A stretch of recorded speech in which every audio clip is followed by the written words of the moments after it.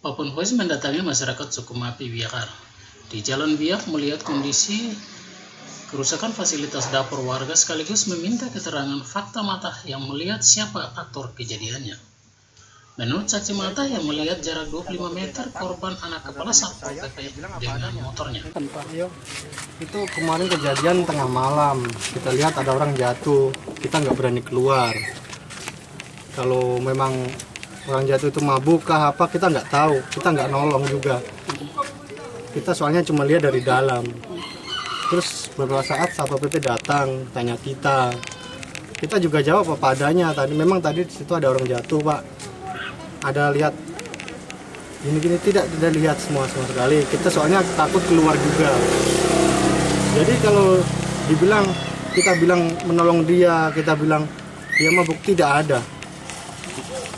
Tidak merapat. Kita cuma lihat dari dalam, soalnya kita juga takut juga malam hari hujan deras. Sebenarnya kita juga kasihan, tapi kita takut mau dia apa tengah malam. Saksi mata kedua melihat korban anak kepala Satpol PP dengan motor di depan rumahnya. Malam kejadian itu tepatnya jam 1 ketika itu hujan. Yang saya lihat dari pantauan CCTV adalah yang bersangkutan itu lama dalam keadaan motor menyala di depan pintu, di depan pagar saya sini. Tapi secara jelasnya siapa yang ini tidak mungkin karena malam itu posisinya hujan. Jadi kita juga tidak lihat secara langsung entah dia dicegat, tapi kita pikir pakai logika, kalau orang dicegat pasti dia akan cari pertolongan. Tapi malam kejadian itu tepatnya pas jam 1 hujan itu dia berdiri lama di depan pintu. Tapi secara kronologisnya entah itu dia dicegat apa tidak, saya tidak lihat pelakunya. Bapak di rumah ini Bapak pasang CCTV, apakah pernah ada yang datang ngambil data di Bapak tentang CCTV? Bapak juga singgung itu, Bapak terima kasih atau tidak? Bapak juga tidak singgung. Pernah ada yang datang untuk meminta untuk rekam CCTV apa sekarang, kalau posisi CCTV ini manual, tidak pakai rekaman. Bagaimana menurut Mas setiap hari di lingkungan ini pantauan Mas anak-anak di sini? Kalau anak-anak di sini kasarnya baik. Tidak ada yang begini-begini. Tiap pagi dia sudah kerja, angkat-angkat ini, angkat ini, kerja semua. Tidak ada namanya minta-minta begini, Mas beli dulu ya, iya. Oke. Lalu harapan Mas tentang di medsos sampai Mas disudutkan oleh dari berapa komen, dan ini Mas punya harapan bagaimana? Saya minta yang itu tadi bilang saya menolong, saya bilang orang yang itu tadi mabuk. Sampean itu wawancara saya dari mana? Kok bisa bilang begitu? Saya cuma bilang saya memang lihat orang jatuh di situ, tapi saya nggak berani keluar. Terus selang beberapa saat Satpol PP datang. Itu saja. Menurut keterangan warga, Satpol PP mendatangi kompleks warga suku Mapi jam 1 malam. Saat itu warga semua dalam ketiduran. Pada saat itu hujan deras. Satpol PP datang dan teriak, menghantam sejumlah alat dapur dan warga bangun berhamburan. Takut ini ada apa? Satpol PP tetap tanpa bertanya tetap menghancurkan sehingga 3 orang warga terluka. Menurut keterangan warga yang mendorong motor korban, anak kepala Satpol PP ke kompleksnya setelah motornya ditinggalkan, dan korban pergi mengadu ke Satpol PP yang bertugas di malam itu. Sehingga beberapa jam kemudian tibalah Satpol PP menyerang warga Mapi Biakar di Jalan Biak. Dan niat baik warga mendorong motor ke kompleks Biakar. Ikuti penjelasan pelaku yang mendorong motor korban ke kompleks Biakar. Waktu kejadian motor sampai diamankan, itu saudara orang merasa seperti apa sehingga motor itu bisa diantar masuk ke dalam kompleks? Kita amankan motor ke dalam kompleks, ya semuanya baik, tidak ada yang kasih pecah apa, tidak ada, cuma kita dari kompleks ini kita kasih lek ban supaya motor aman, supaya ketika polisi dong datang mereka bisa amankan kembali kepada punya barang.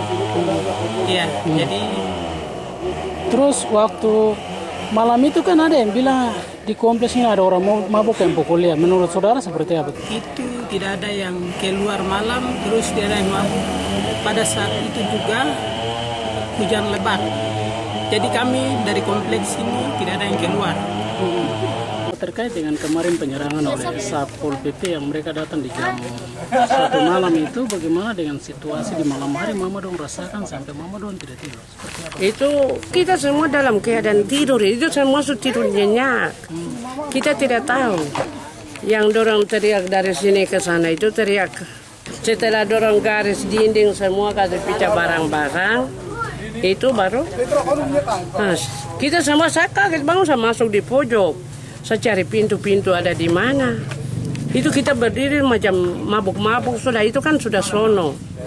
Nah, ini apa terjadinya, masalahnya di mana? Nah, saya bilang ini di mana ini? Nah, saya sempat buka pintu.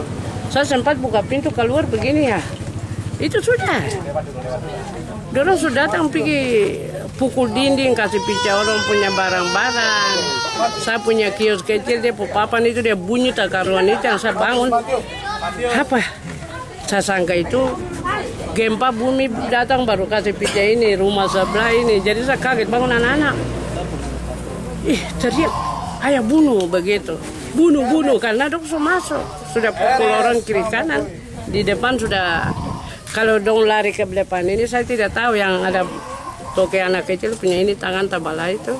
Setelah di sana sudah lari baru sudah satu itu dia lari masuk dari sini, dia teriak itu, dia bilang saya tidak mau mati. Nah itu saya sempat dengar. Nah ini orang-orang semua tidak tahu keluar, tidak ada. Itu hujan besar Pak, hujan besar. Siapa mau keluar, itu hujan sudah terlalu besar. Yang saya di mana ada hujan itu dong masuk serang. Seperti orang yang bagaimana ya, kalau kita orang Papua bilang itu mengayu, datang serang masuk membunuh. Itu seperti itu, perkiraan seperti itu. Karena dalam rumah tidak ada punya masalah. Masalah dari mana? Hanya cari makan, datang tidur. Entar masalah itu datang dari mana, begitu. Warga marah dan mengejar balik Satpol PP hingga menahan satu buah mobil Avanza putih Satpol PP plat merah untuk diselesaikan paginya. Hingga paginya warga menunggu jam yang disepakati oleh Satpol PP tidak tepat, sehingga kedatangan petugas kepolisian warga marah dan merusak fasilitas mobil kepolisian. Saudara juga bisa bercerita tentang kenapa sampai anak-anak di kompleks marah sampai bisa melakukan merusak mobil itu.